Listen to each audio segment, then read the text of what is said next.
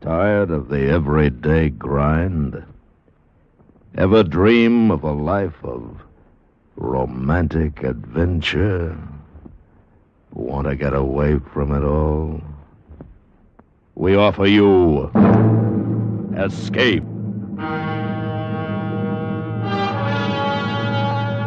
Escape, transcribed to free you from the four walls of today for a half hour of high adventure.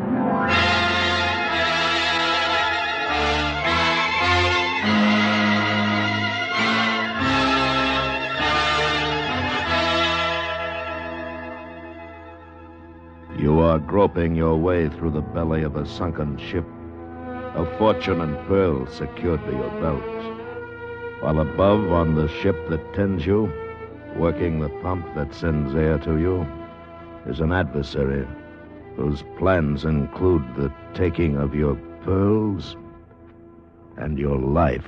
Listen now as Escape brings you John Russell's story, The Adversary.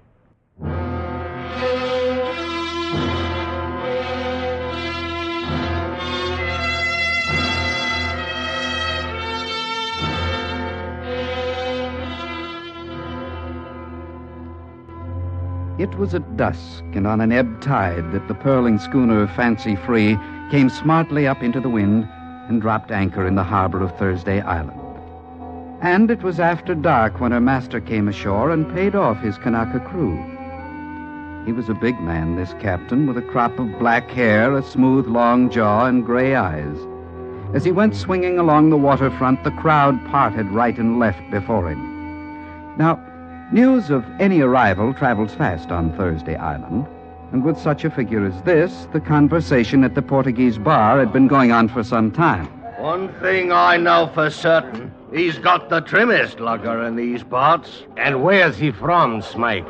First time I ever laid eye on him or his boat was this evening. If he was from these parts, Portuguese, Captain Smike would know him. Well, wherever he from, he be like the rest of you, up to no good. Oh, you've no use for pearlers, have you, Portuguese? You're all cut from the same cloth. Thieves, drunkards, brawlers, and worse. Ah, you fat devil. You're no better than the worst of us. I know and can account for my shortcomings. It is not so with you, who make a living like so many sea gypsies. What's he saying, Captain Smike? Alf, drink your drink. I only wanted to know. The stranger, Smike. He's another pearler, perhaps. Yes, he could be. I'll find out more when he comes for his rum. Pour me a drink, Portuguese.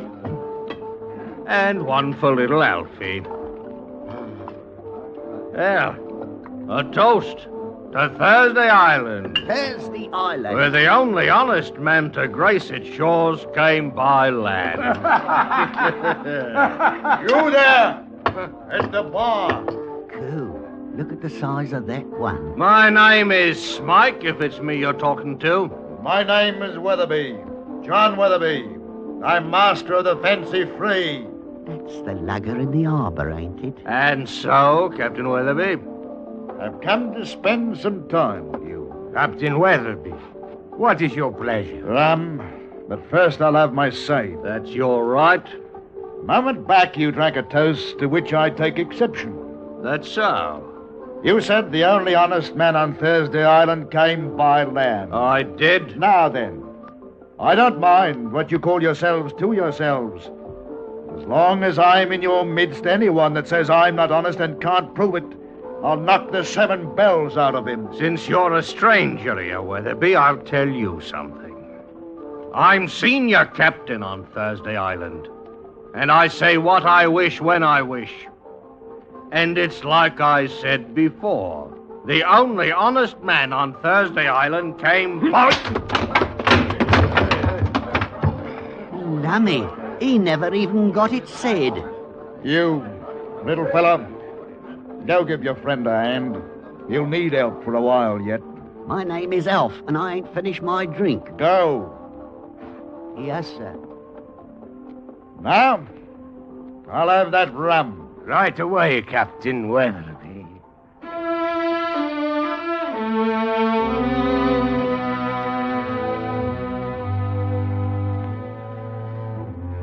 Now, on Thursday Island, there was no prying into a neighbor's affairs unless one was prepared to push the inquiry with a knife. And so it was that nobody questioned where Weatherby came from, or his pearling license, or the motley crew he picked to replace the skilled Kanaka boys he'd let go. His new cook was Chinese, his head diver a Manila man, and his mate a giant North African who went by the name of Buttermilk. But questions or no, as the months passed, a legend was growing about Captain Weatherby. Or he'd chase you right across the Pacific to pay you tuppence he might owe you. That's his sort. You never had tuppence in your life, Alfie. 5 nights ago, he was in here, and he drank 5 hard cases under the table. And when they left, he squared the whole bill himself. Honest Witherby, they call him. Honest Weatherby's up to something. They say nothing but good about him. You're right as rain, Portuguese. Last month he stayed in quarantine voluntary-like, just because of that island steamer and the cholera scare. Then paid his crew their monthly wages anyway. His crew. A good master wouldn't allow a one of them to set foot on deck. Well, they ain't been exactly trained by the Queen's Navy. What I want to know is this. Why's he got the fastest lugger in these parts manned by that collection of trash? You still hold that blow against Weatherby, Smike. But he's all right. Harbour authorities, pilots, and other masters, and the whole lot. They all like I him. don't. Listen, that will be the Brisbane steamer. It's trying to get her bloody passengers back aboard. She sails at midnight. Australia. I wish I was going. I'd like to see Australia again. Yeah, she'd probably like to see you, too. Oh, now, Captain. Like as not, it's her pilot the Fernshaw's blowing for. Pilot? Ever since she put in here, Weatherby and that ship's pilot been trying to drink the island dry. I wonder where he is now. Down at the docks, like as not. Pouring his pilot friend aboard the steamer. Another rum, Portuguese. And another for little Alfie. And in truth, Weatherby was down at the docks, his coat turned up against the squalls that were blowing wet from the ocean. He was standing in the shadows by some packing crates, watching from a distance the yellow cargo flares that showed the loading of the Fernshaw was still in progress. Then, just as Captain Weatherby was turning away, another figure slipped from the shadow and moved to confront him. Captain Weatherby? Yes? I'll take halvers, if you please, Captain Weatherby. What? I said halvers. Now, don't move, Captain. I've got you well covered, and I'm not afraid to shoot. Deacon! After all these years, the Deacon. Bless me if I didn't think I'd done you in. I should have died, but I didn't. No thanks to you. And what are you doing on Thursday Island? I dropped in from Samurai, meaning to catch the Brisbane steamer. Huh? I've been doing some diving up the way, but I'm only a fair diver, and my luck's been poor until tonight. Until tonight? And why the change, little beetle? Because I chanced to see you, my old friend, and I was strolling along the front, and I made inquiries, and I heard what they call you in these parts.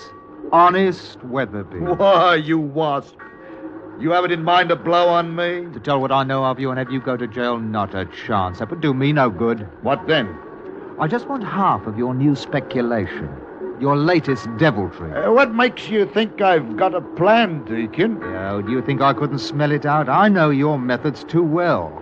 Fine public character, no suspicion, alibi all complete. Yes, and I also know you sneaked your crew out of town tonight. Your lugger's ready to slip cable this minute. And most important, I happen to know what the Fernshaw's carrying aboard of this trip. Oh, the devil you do. The season sweep of pearls, 20,000 pounds worth. Suppose I was after those pearls. How would I get them? That's for you to do, and me to profit by. Oh, so you let me do the dirty, and then take Arbors, That's eh? right, Captain Honest Weatherby. Blast me if it isn't hard to know whether you're with me or against me, Deacon. Thus saith the Lord, an adversary there shall be, and he shall bring down thy strength from thee. All right. All right then, Deacon, I'll put up with your blackmail and piracy. And I'll take you on as an adversary. And you'll be part of the enterprise. Good. And now, Weatherby, tell me this. How are you to get the pearls that are aboard the steamer there? Eh? I shall have to dive for them, Deacon. Dive for them? And like it or not, since you've declared yourself in, you'll be a party to it. You mean you're going to sink her? That's exactly what I mean, Deacon.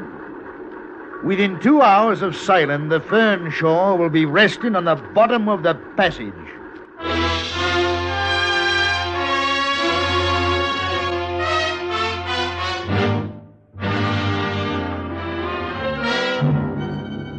You are listening to The Adversary, tonight's presentation of Escape.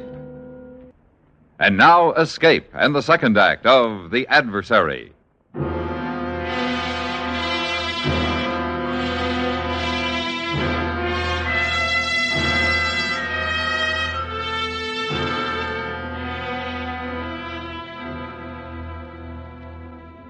Within half an hour, the little lugger Fancy Free was standing out to sea. Her master, Captain Weatherby, and a small and shivering passenger sheltered in the lee of the deck house. The deacon had wanted in on the profit, but he had hardly counted on mass murder as a means to it. One man's death he might have countenanced, but to murder a steamer was something else. Weatherby, you can't do it. You can't drown a whole ship's company. Did you ever hear the Volga, the Kate, or the Mecca? Well, they all fell a trifle off the track. Their bottoms were ripped out on Tribulation Shoal. Now, the same thing might happen to the Fern Shore. But how? There's a light on Tribulation Shoal. So there is. It's a fourth-order fixed dioptric, unattended. Now, suppose that light were moved. But like you say, it's fixed. And besides, the keeper lives only a mile away on Horn Island. You couldn't move it. Suppose a man were to land on the lee of Tribulation Shoal, and with a canvas, blanket the light to westward.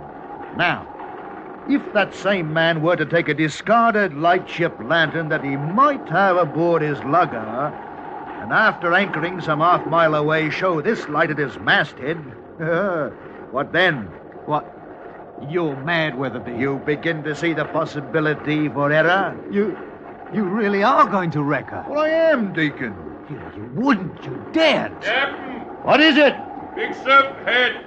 Can hear. How far? Close, very close. Deacon, get below. We're at Tribulation Shoal, and there's man's work to be done yet tonight. Weatherby. Get below.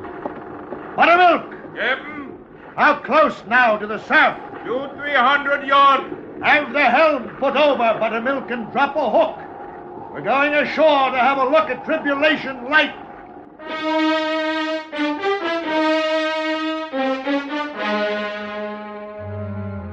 Now, it is a fact that no one knows or is ever likely to know the actual explanation for the wreck of the Brisbane steamer, which left Thursday Island and came to grief some 2 hours later on Tribulation Shoals. But the records declare that she went clean off her course, and a coral reef laid her open as neatly as a butcher's knife lays open a carcass. She sank within 5 minutes. The next morning, as the dawn spread in iridescence over those waters, Captain Weatherby anchored his lugger between the tips of the two sunken masts. All right, Buttermilk. Get my equipment ready. I get diving suit. Well, Deacon, you'll note for yourself there's not a trace of evidence. We've not been spied. The lantern we used is sunk, the canvas destroyed, and Tribulation Light as it was before. You're evil, Weatherby. Pure evil. Deacon, is there so much difference between a lot and a little? Come now, Deacon, cheer up. Here we are, and there are the pearls.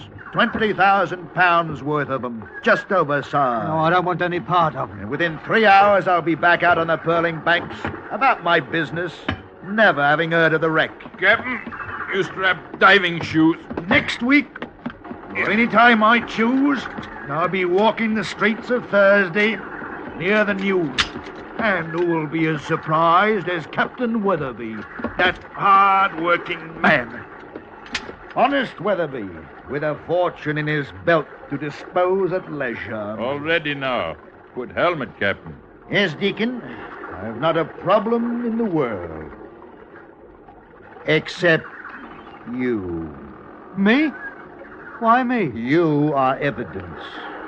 This stinking crew doesn't matter. I've kept them too befuddled to know what's happening. But you could be Queen's evidence.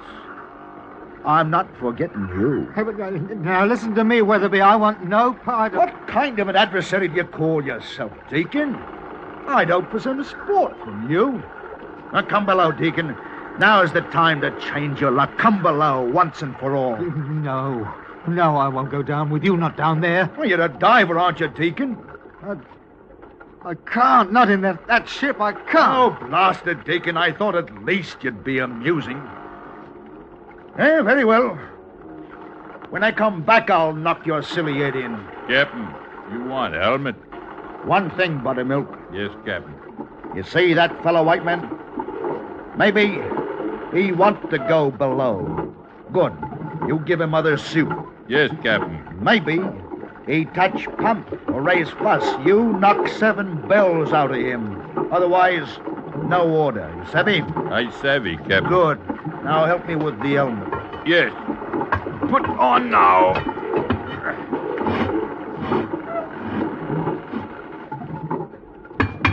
You okay now, Captain? You murderer! You filthy murderer, Weatherby! Captain no here. Not in helmet. You white fella, move away. Captain go waterside now.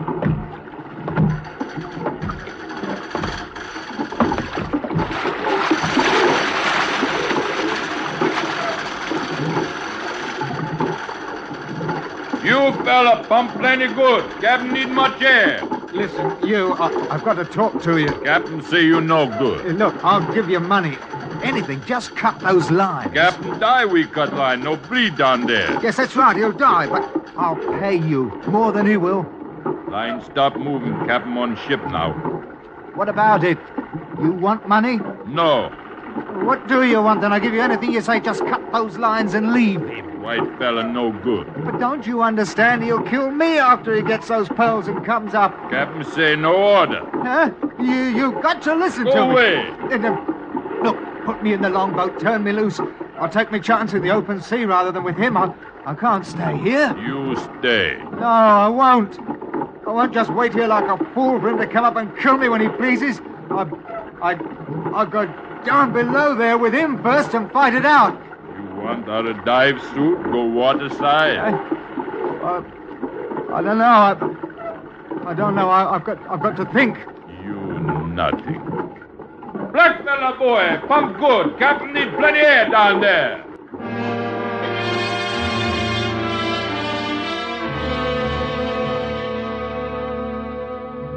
And down below, everything went exceeding fine for Captain Weatherby. In a matter of 20 minutes or less, he had found the strongbox, broken it open with an iron bar, filled his canvas sack with pearls, and was making his way back towards the companionway through which he had entered the ship. The light was getting stronger as he came back. Then suddenly he stopped. A dim form was facing him. A man as tall as himself, clad in a diving rig. And Weatherby was smiling as he thought, Same type helmet as mine. Same shape. Only other like that is on Fancy Free. What? By all that's holy. Oh, it's the Deacon. So you come down, Deacon, after all. So you're going to dispute the prize with me, eh? Claim your vengeance. All right. I was going to kill you one way or the other.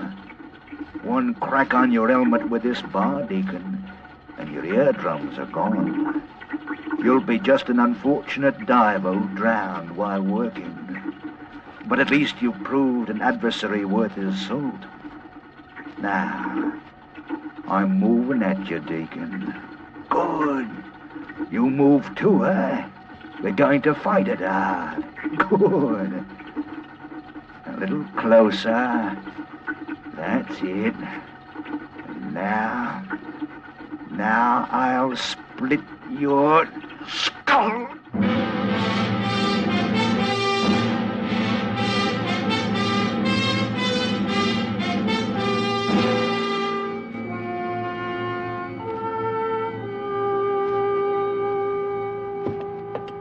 Now set out another bottle of rum, Portuguese. I'm cold clean through to the marrow. 5 days out there at the wreck, and no thanks from anybody. Not even from the man you brought back? Him? He's crazy as a tick. Calls himself a deacon, a man of the cloth. Look at him over there, sitting alone at the table, talking to himself. Scripture, But it what is. of Captain Weatherby? They said you found his lugger anchored over the wreck. There was 2 people could have told us that story. One was a deacon, as he calls himself, and the other a great hulk of a West African, and he went down after Weatherby never come up. You need gear to go that deep. The bleeding crew couldn't manage a word between the lot of It them. hold out. He Comes the hideth his deacon. wrong in his heart. Let him be snared in his own pit. In the net which he hid is his own foot taken. Lord, break thou the arm of the wicked and the evil man. Oh, poor fool. He don't know what he's about. Smythe, tell me, what of Weatherby? They found him down the wreck. The pearls all in a great sack tied to his diving belt. And he was drowned. Drowned? His suit had been cut to ribbons by shards of broken glass. He was drowned for fair, right inside of his suit. But the glass, Smythe. What was the glass? Oh, a broken mirror. A mirror? It served as a facing for the saloon door leading out of the companionway. It's like he stopped to take a look at himself. Just that one last time. Well, a toast to Captain Weatherby. Rest his soul. The only honest man who came by sea to Thursday Island.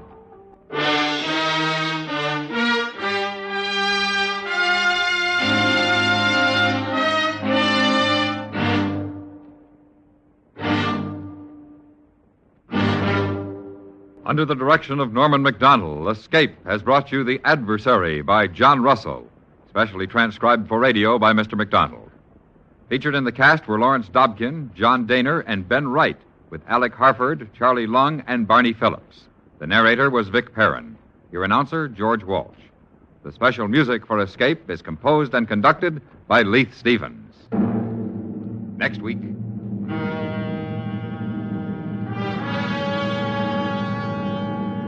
You are running through the alleys of a Mediterranean village, the blackness of the Italian night confusing you, while somewhere in the dark behind you, coming closer as they search for you, are a man and a beautiful woman who mean to take your life. So listen next week when Escape brings you Kathleen Height's story, An Ordinary Man.